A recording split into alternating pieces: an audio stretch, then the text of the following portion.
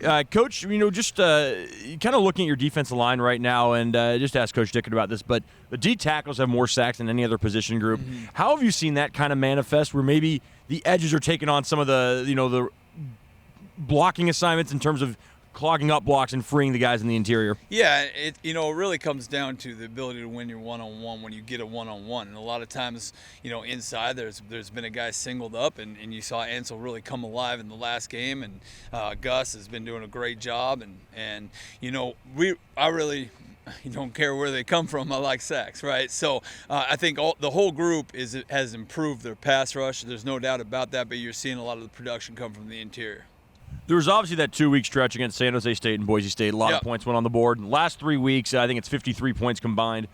Just where have you seen the defense kind of take strides and maybe in kind of finding some of those blitz packages to get home instead of just going with the four-man rush? Well, I think there is a little bit of that. I think it starts with pre-snap communication and guys on the same page. I think there's guys growing in this defense. I think we're always growing until the end of the season.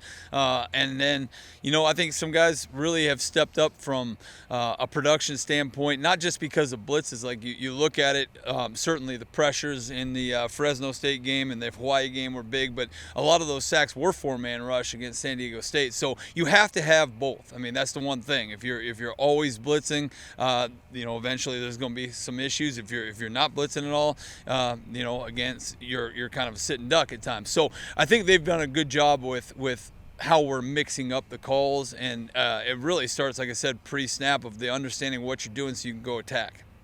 Utah State likes to go fast. They like to kind of go with the no huddle. How do you kind of balance that for you as a DC, getting guys fresh? And obviously we've seen the linebacker rotation especially. How do you kind of make sure you're still able to get Keith, able to get Parker, and keep KT and Buddha rested? Yeah, I mean, you've got to be ready to go. There's certain scenarios where obviously if they sub, you can get them in. If it's out on their sideline, you can get them in. You have to have those guys ready to go if the drive extends. A big part of it is, getting your cleats in your dirt and eyes on the action and lined up and being very quick with our communication. That's part of the thing, is to stress you mentally but also physically, right? So we have our rotations ready to go. We have guys ready to watch when and when we cannot sub, because that's another big part of it. And then you got to win on third down. You win on third down, that game slows down a little bit.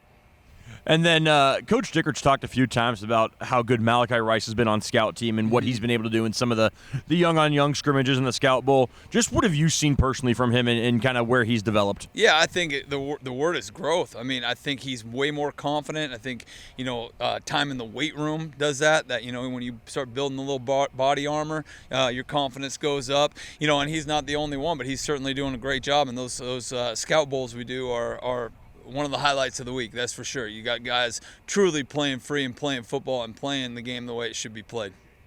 You mentioned Keith just a minute ago. What have you kind of seen from him, and for him to kind of earn that opportunity to kind of get more into the games, kind of where does that come from? Yeah, I think first and foremost when he got here, he was instantly welcome because he's a great teammate and he's a great person. He's a great person off the field. I think his comfortability within the system and playing within himself and having confidence in what his communication is and what his assignments are, you've just seen that grow. And he has a good skill set, and there's no doubt he's had some production in our pressures and non-pressures. So like anybody else, you do a good job when you're out there, you get more opportunities.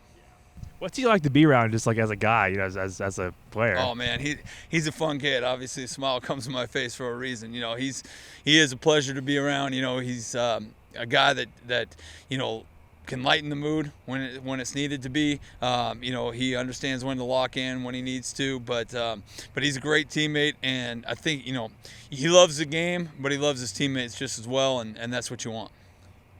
It seems like at times you guys are giving up some yards, between the 20s. Then you get into the red zone, you got to bow up and get some stuff. What's kind of behind that, and like how much can you be okay with giving up yards if you get into the red zone and you end up getting field goals? As long as the yards don't end up on the scoreboard, I'm okay with yards. But I don't. Certainly you would love to get a 3 and out every time. There's no doubt about it.